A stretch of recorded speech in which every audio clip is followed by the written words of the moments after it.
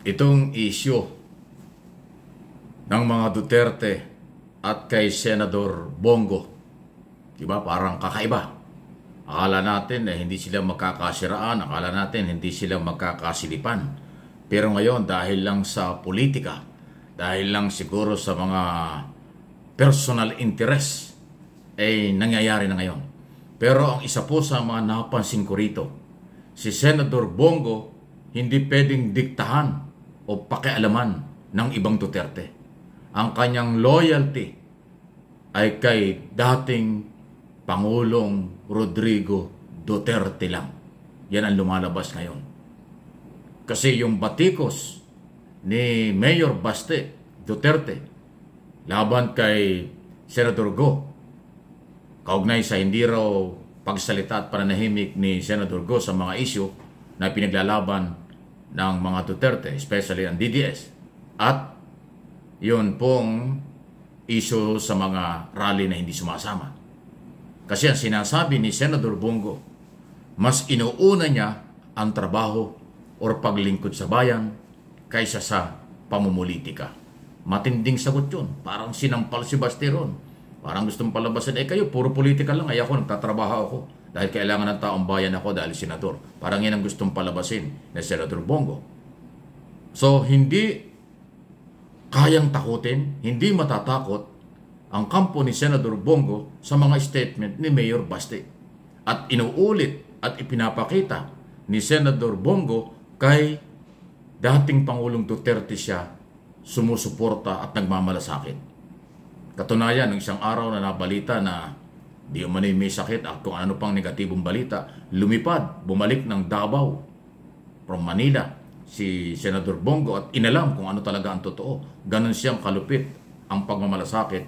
Sabi nga niya, kalahati ng buhay niya, mula pa ng Mayor si Duterte at naging Pangulo, ay kanyang sinuportahan. Pero itong batang Duterte ay binabanatan pa si Bongo. Kaya nga, naitatanong ko na rin, hindi kaya nagsiselos na itong si Baste? Selos ba ito o politika lang?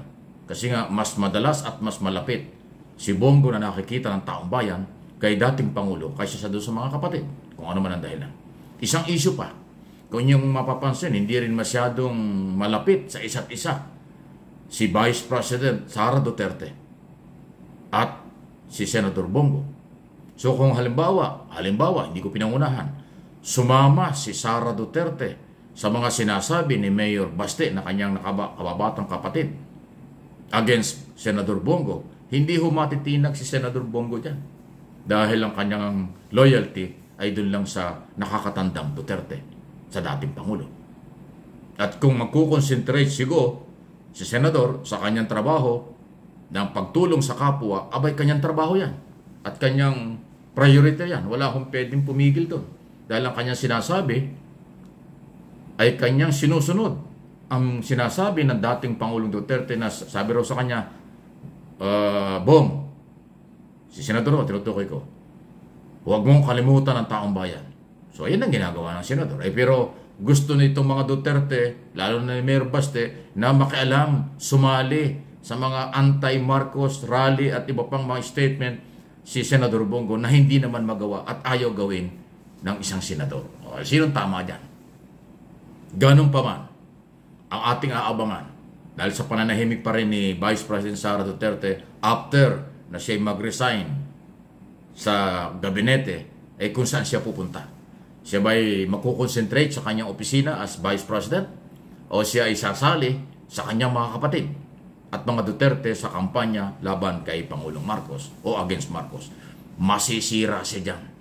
Masisira.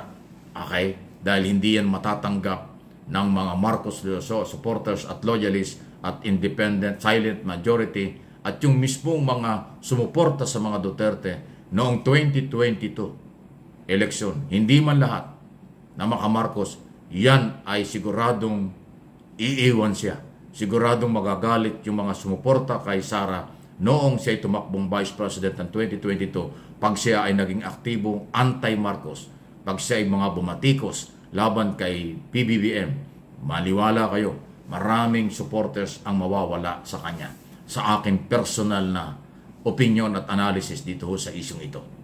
Alam nyo, itong Mike Abe Opinions at aking iba pang channel, MA Pinoy TV, ay talagang kadalasan ay opinion, analysis at interpretation sa ating nangyayari. Entitled ako dyan. Walang pwedeng kumontra dyan. Kung minamali ako ng mga DDS kasi meron silang interest.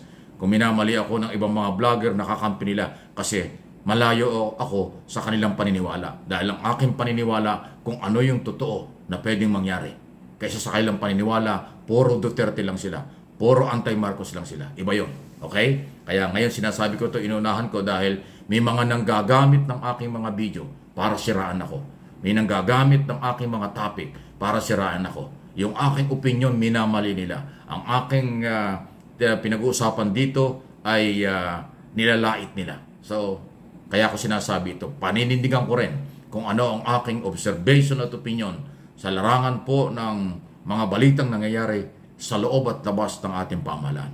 Pero patuloy ako at patuloy tayo maninindigang suportahan ang gobyerno sa kasalukuyan under President Marcos. Kasi kanyang ginagawa ang lahat.